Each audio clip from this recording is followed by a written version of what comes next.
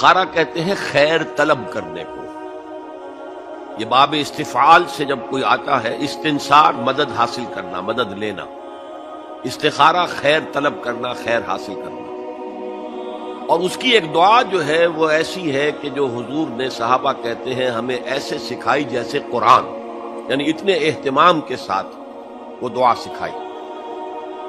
وہ دعا پڑھتے رہنا یہ ایک مستقل گویا کہ انسان کا استخارہ ہونا چاہیے. اس کے معمولات میں کوئی بھی مسئلہ درپیش ہے تو آدمی دعا کرے، اللہم انی استخیرک بعلمک واستقدرک بقدرتک.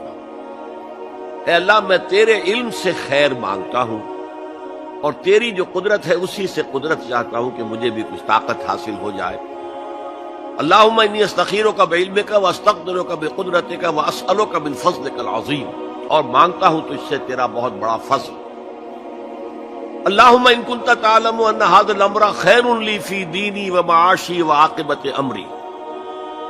اے اللہ، تیرے علم میں اگر یہ کام جو میں کرنے چلا ہوں یا یہ رشتہ جو ہم کو تجویز کر رہے ہیں، اگر تیرے علم میں یہ ہے کہ یہ ہمارے لیے دین اور دنیا اور آخرت کے اعتبار سے بہتر ہے، فقدر ہو لی، تو وہ ہمارے لیے، اس کو ہمارے لیے آسان کر دے، میسر کر دے.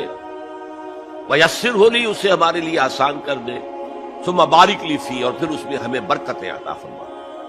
وَإِن كُنتَ تَعْلَمُ أَنَّ هَذَا الْأَمْرَ شَرٌّ لِّي فِي دِينِي وَمَعَاشِي وَعَاقِبَةِ أَمْرِي، اور اگر تیرے علم میں یہ ہے کہ یہ کام ہمارے لیے شر ہے، برائی ہے، دین میں بھی، دنیا میں بھی، اور عاقبت کے اعتبار سے بھی، فَاصْرِفْهُ عَنَّا یا عَنِّي، تو پھر اس کام کو مجھ سے دور کر دے. وَاصْرِفْنِي عَنْهُ، اور مجھے اس سے دور کر دے، اسے مجھ سے دور کر دے.